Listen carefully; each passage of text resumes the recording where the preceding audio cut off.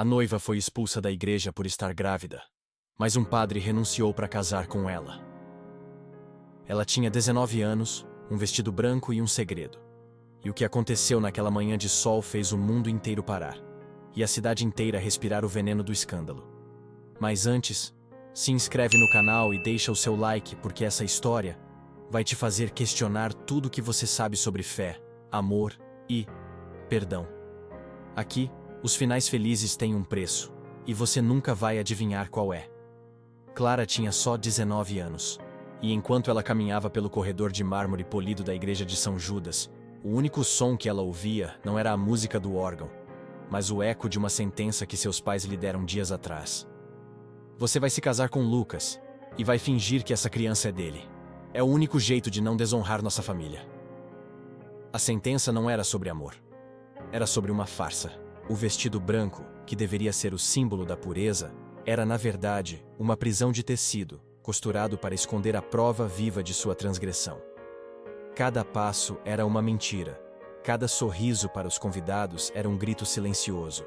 E a verdade era que ela estava grávida de 6 meses de um homem que a abandonou, e o homem que a esperava no altar, Lucas, não a amava.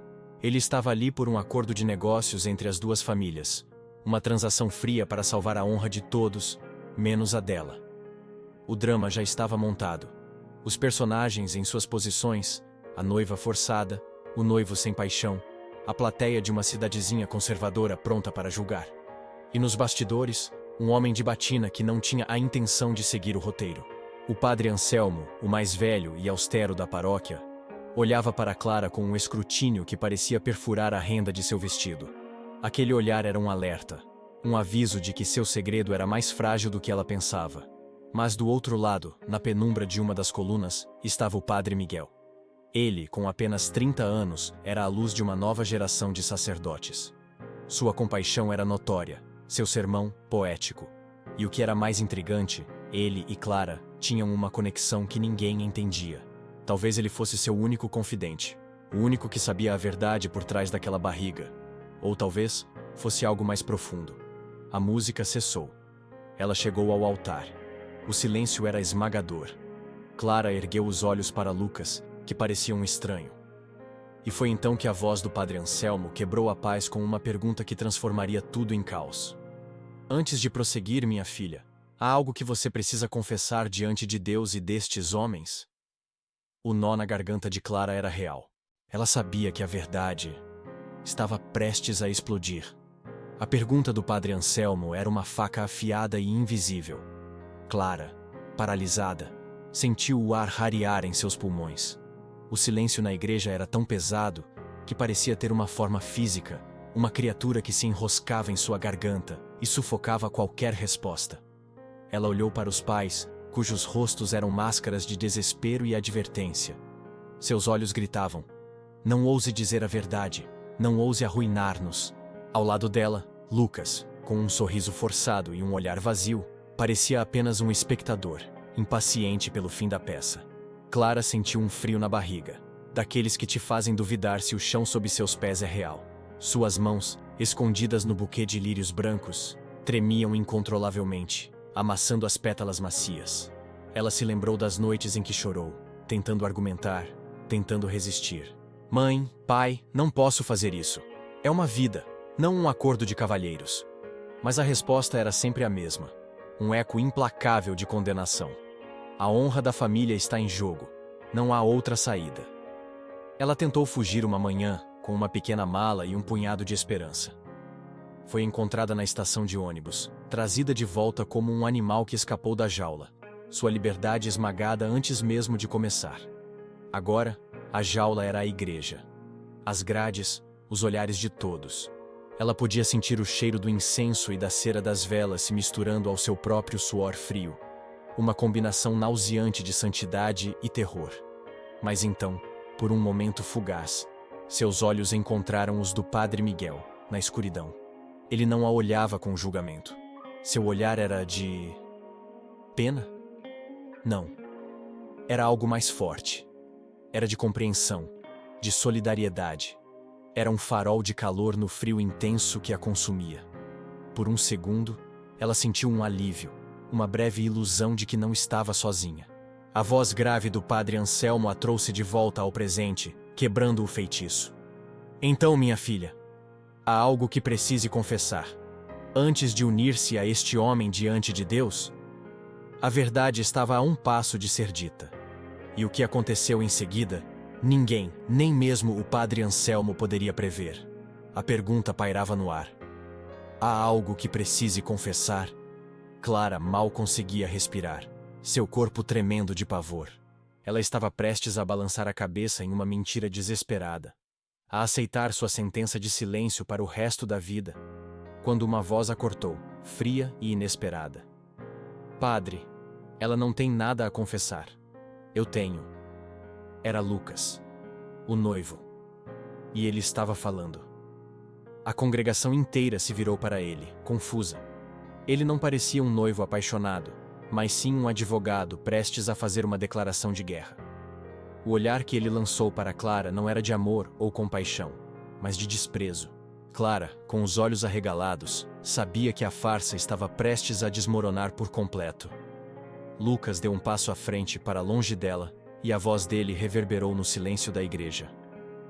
Eu não posso me casar com ela, e não é porque ela está grávida. Ele fez uma pausa dramática, deixando o público achando que sabia o que viria a seguir. É porque o pai desse bebê não é um estranho. É um homem daqui. Um homem que nos conhece. E eu não vou aceitar a humilhação de criar o filho de outro. O choque na igreja foi palpável. Não era apenas uma gravidez fora do casamento. Era uma traição. Uma mentira que se desenrolava diante de todos. O olhar do padre Anselmo, que antes era de desaprovação, agora era de fúria cega.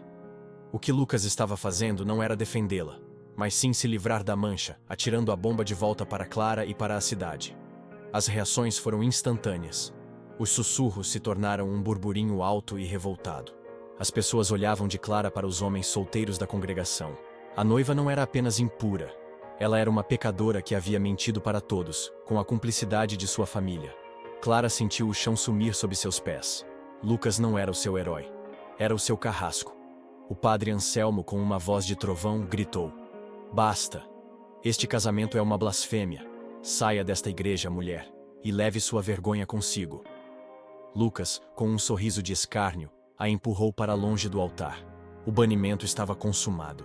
E o verdadeiro jogo de xadrez, com todas as suas peças escondidas, estava apenas começando. Clara estava parada nas escadarias da igreja, o sol da manhã batendo no seu rosto, mas o frio do abandono cortava sua pele. A humilhação era um peso real, esmagando seus ombros. As pessoas, agora libertadas do silêncio, cochichavam, apontavam, e o som era como o de 1000 abelhas furiosas. A cidadezinha que a viu nascer e crescer agora a via cair.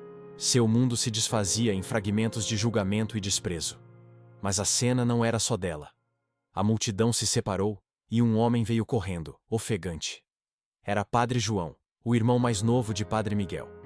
Com pouco mais de 25 anos, seus cabelos castanhos estavam fora do lugar.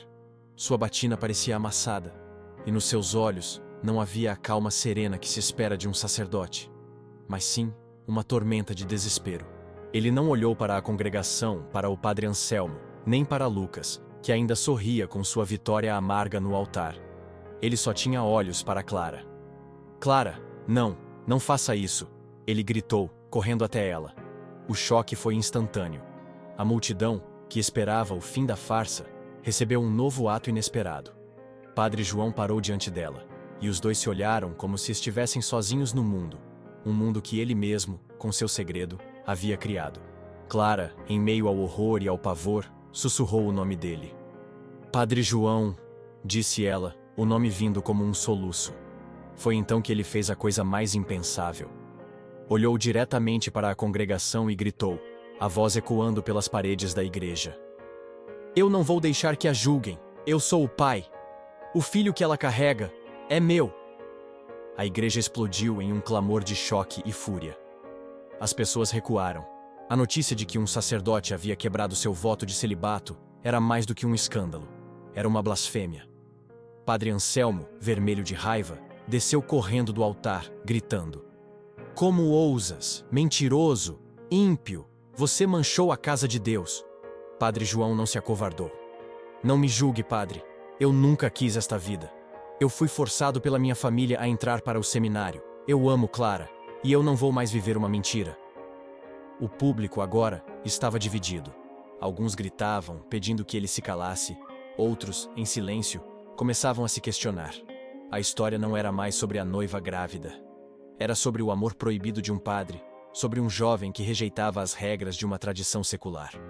Mas onde estava Padre Miguel em todo este caos? Ele estava na mesma sombra de antes, observando tudo com uma expressão que ninguém conseguia decifrar. Não era de surpresa, nem de raiva. Era de uma dor profunda e resignada, como se já soubesse de tudo. Lentamente, ele começou a caminhar para o centro da igreja em direção ao seu irmão e a Clara. Suas feições eram severas, mas nos olhos havia um brilho que era de compaixão e de um segredo ainda maior. O jogo de xadrez não tinha acabado. Estava apenas ganhando novas peças, e a mais importante delas, a que mudaria tudo de novo, estava prestes a se revelar. Padre Miguel caminhou para o centro do caos. Sua expressão não era de raiva nem de surpresa, mas de uma tristeza que parecia mais velha que o tempo. Ele se postou entre Padre João e Clara. Os olhos dele, que sempre foram gentis, agora pareciam carregar o peso do mundo. A plateia de julgadores, que antes gritava, agora se calou, intrigada pela sua presença. Anselmo, João, disse ele, a voz baixa, mas firme. Vocês querem a verdade? Certo. Então é a mim que vocês devem julgar, não a eles. Ele virou-se para a congregação, e o que ele disse a seguir fez o chão tremer para todos que o ouviam. Eu não tenho o direito de falar sobre pureza e pecado, porque anos atrás, antes de me tornar padre, eu cometi o maior erro da minha vida.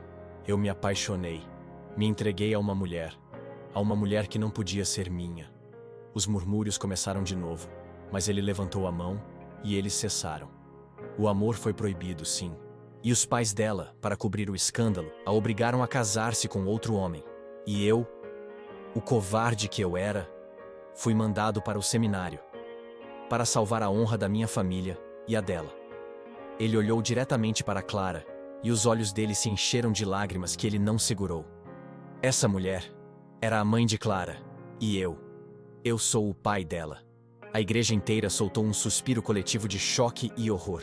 A revelação atingiu a todos como um raio. O motivo da conexão entre eles, a razão da sua compaixão, a profundidade do seu olhar, tudo fez sentido. Padre Miguel não estava apenas defendendo uma paroquiana. Ele estava defendendo sua própria filha, o fruto de um amor que ele foi forçado a abandonar, a prova viva do seu próprio pecado. Padre João, o irmão, ficou pálido. A mulher que ele amava era sua sobrinha, filha do seu próprio irmão sacerdote. A criança que ele pensava ser dele era a neta dele. E Clara estava desabando. Não era apenas o julgamento de uma cidade. Era a descoberta de que toda a sua vida era uma mentira. Uma mentira criada pelo homem que ela agora via de uma forma totalmente nova e devastadora. A sua dor não era só a da noiva expulsa. Era a dor da filha abandonada, do elo perdido, da família que nunca existiu. O plot twist, o segredo guardado por anos, havia sido exposto. E o que vem a seguir vai te chocar ainda mais. O silêncio era esmagador, quebrado apenas pelo choro contido de Clara. A noiva não era mais uma noiva, não era uma pecadora. Ela era uma filha, uma sobrinha, e o centro de uma tragédia que rasgava a história de uma família inteira. Seus olhos, antes cheios de lágrimas de vergonha, agora brilhavam com uma raiva pura e devastadora, fixos em Padre Miguel. Pai. A palavra saiu com um gosto amargo e estranho. Pai, você me viu a vida inteira. Viu o que meus pais me fizeram. Viu quando me apaixonei por ele, seu irmão, e me deixou viver essa mentira? Padre Miguel deu um passo à frente, as lágrimas escorrendo por seu próprio rosto. Clara, por favor. O segredo não era meu para contar. Minha mãe, sua avó, me fez prometer. Era para protegê-la do julgamento, da dor. Eu achei que, ao me afastar, estaria salvando sua honra, mas... Honra? Que honra? Ela o cortou, a voz subindo de tom, cheia de mágoa. A honra era uma farsa. Eu te odeio, porque eu queria te odiar, mas não consigo. Eu te odeio por ter me amado em silêncio, enquanto eu era uma peça de xadrez na sua vida e na de todos os outros. Padre João, o irmão e amante, estava em estado de choque, mas a dor de Clara o fez se mover. Ele se aproximou, estendendo a mão para ela. Clara, eu sinto muito. Eu te amo, e sei que é um pecado agora. Mas... Ela recuou abruptamente, tirando as mãos de ambos. O olhar de repulsa que ela lançou sobre ele era tão doloroso quanto o de raiva para o pai. Não me toque, nenhum de vocês. Vocês fizeram da minha vida um palco de horrores. Eu sou o fruto de um segredo, a amante de um padre, a sobrinha de outro.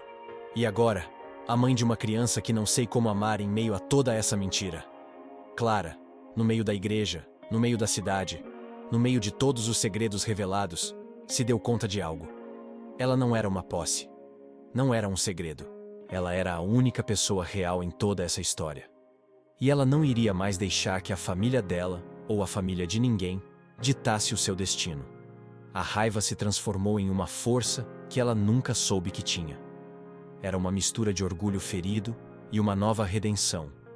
A redenção de finalmente escolher a si mesma. Clara, no meio daquele palco de desastres, olhou para o rosto de Padre Miguel.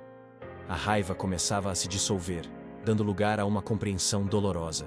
Ele não era um monstro, mas uma vítima. Uma peça no jogo de xadrez da sua mãe, assim como ela. E esse pensamento fez com que uma nova onda de fúria se acendesse dentro dela, mas não contra ele. Contra a verdadeira arquiteta de toda aquela farsa. Seus olhos encontraram os da mãe, que estava na primeira fileira, com o rosto pálido e os olhos baixos. Clara caminhou até ela, seus passos firmes, não os da noiva assustada de antes, mas os de uma mulher que finalmente estava pronta para desenterrar a verdade. Mãe, a voz de Clara ecoou, dura como pedra. Você me disse que o Padre Miguel era meu pai para me proteger? Ou para manipulá-lo? Para ter certeza de que ele estaria aqui, nesta igreja, assistindo a sua filha ser entregue a um estranho? A mãe de Clara soluçou, mas não respondeu. Foi então que Padre Miguel, em uma dor insuportável, se aproximou de sua ex-amante. Diga a verdade a ela. Por que você mentiu para mim todos esses anos? E foi nesse momento, com o peso de uma vida inteira de segredos, que a mãe de Clara finalmente desabou, as palavras saírem dela em uma torrente de confissão. Não. Ele não é seu pai, Clara. O sussurro da mãe foi mais chocante do que todos os gritos. Eu menti para ele. Eu precisava que ele se sentisse culpado, que me perdoasse em silêncio. Eu precisava de um anjo da guarda para te vigiar. O seu pai biológico é o pai de Lucas. O homem que forçou o casamento, que nos chantageou por anos.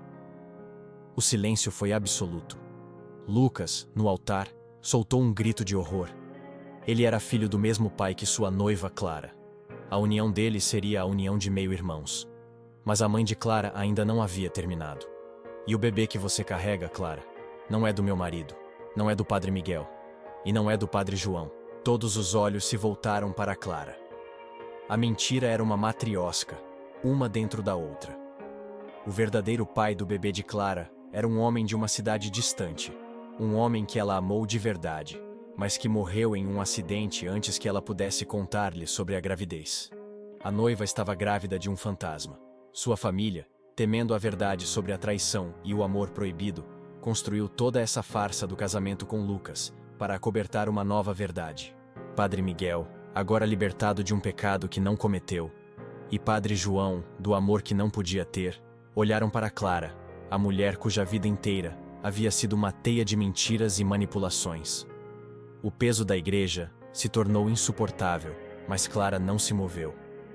Ela estava de pé, o vestido branco manchado de lágrimas e lama, mas pela primeira vez na vida, sentindo-se genuinamente livre. Clara, em pé no meio da igreja, finalmente se sentiu sozinha. E pela primeira vez em toda a sua vida, a solidão não a aterrorizou. A solidão era liberdade. O silêncio que se seguiu às confissões era dela.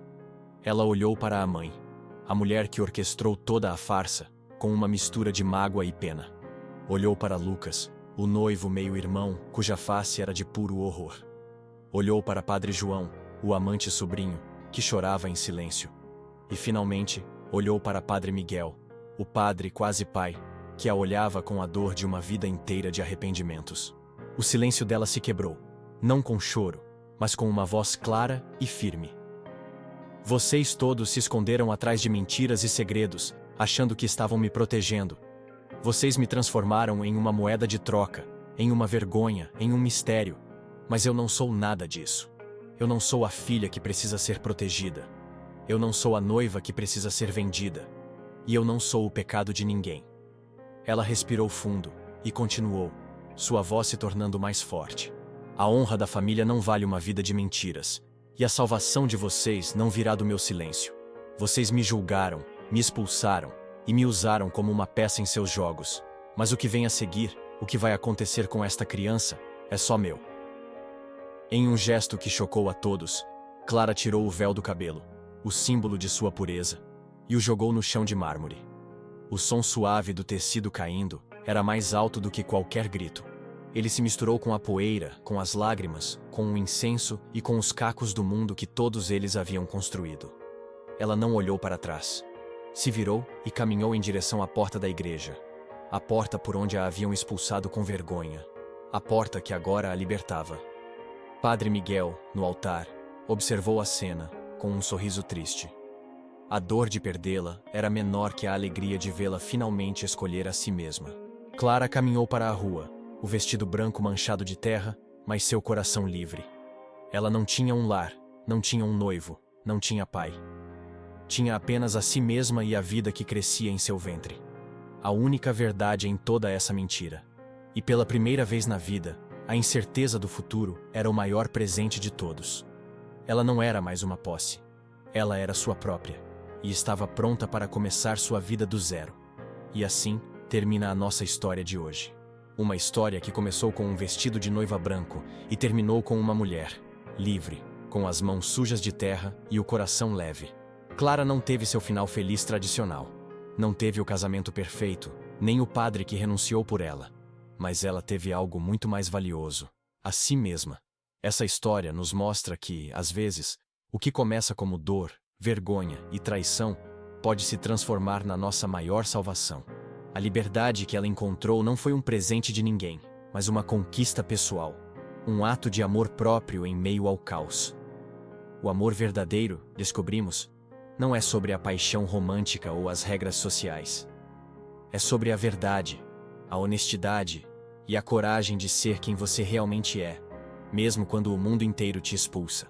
E a pergunta que fica é: o que você faria se a sua vida inteira fosse uma mentira?